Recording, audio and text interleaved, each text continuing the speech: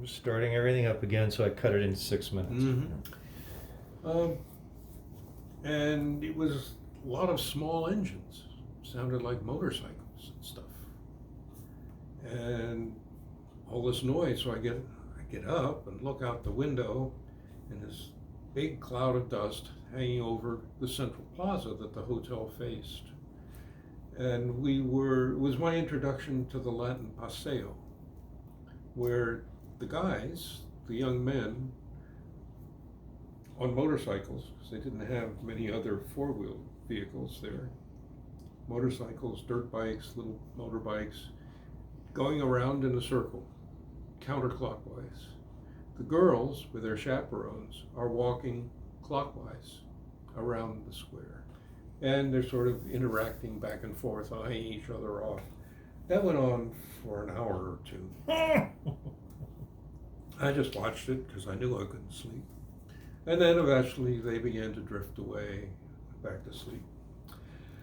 And we then began our tour of potential volunteer sites. So I asked, have we had volunteers out here before? Oh, yes. Which surprised me. And he said actually they had one volunteer out there who'd been pretty famous. He was born 100 years too late. They said he was like a cowboy. He actually carried a gun. He actually got into fistfights. And he was a bit of a problem.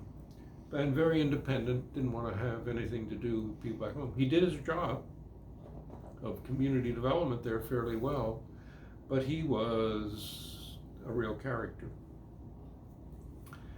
Well, we get into these towns, each one a smaller version of this bigger one we landed in. And so I'm asking questions about how do we get volunteers in and out? What kind of health care is available? What kind of recreation is available? What happens during the rainy season? What kind of communications are there? And I learned that there's no telephone contact with the outside world, that volunteers in those kinds of situations are given shortwave radios. She's licking. We'll just let her go ahead. Yeah. Anytime she's licking, I can't hear anything. Okay. Volunteers are given shortwave radios, and I said, "Oh, how effective are they?" I said, "Every once in a while we get a message through, but there's no reliability." I said, and then during the rainy season, what happens is, well, everything stops. I mean, the airstrips are too muddy to land on, so that's a downtime because B-17s have gotten stuck in the mud out there. So you have to be careful. There are many days when they can't fly. Even during the rainy season, sometimes they can, but not always. Recreation, well, there's not much there. And said we can get in and out by boat, but only in the rainy season when the river can be guaranteed to be high enough. But that can't get you back to La Paz. That can just get you from one town to another. So I had the unenviable task of saying to people, I don't believe that you're actually thinking about putting a volunteer here. You say, I'm brand new. Is there something I'm missing? And eventually they agreed that it didn't make sense to put a volunteer out there anymore. That the ones they had previously had left, and the decision was made not to replace them and put somebody else out there again. So while all that's going on, Ardith is back doing her thing, taking care of the dog, looking for housing, figuring out how to survive in La Paz. And you're in the hotel room and you get a call from the Peace Corps office. And Ardith has said the caller, who I guess was one of the secretaries or one of the staff.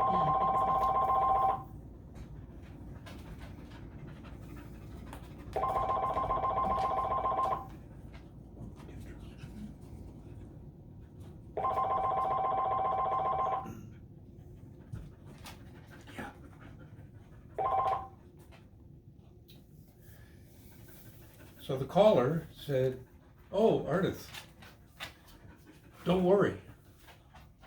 They found him." And she said, what? He said, don't worry, they found him, they're okay. And Ardith said, who? Turns out that during the trip, I knew this, the director decided he wanted to change the order of the places we went. He had a good reason, I don't remember what it was.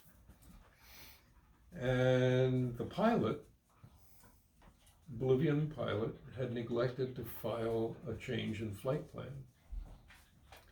And he came from a family that was flying planes there. They owned 4 or 5 of these small planes, had their own business. And for some reason, he neglected that. Well, the only way they have of following you is looking at the flight plan, because if you don't show up at the place that your flight plan says you should be on the day you should be there, they have to assume there's a problem. Well, we didn't show up. They couldn't contact, they tried radio contact, but by then, we'd landed, he was out of the plane, there was no radio contact. And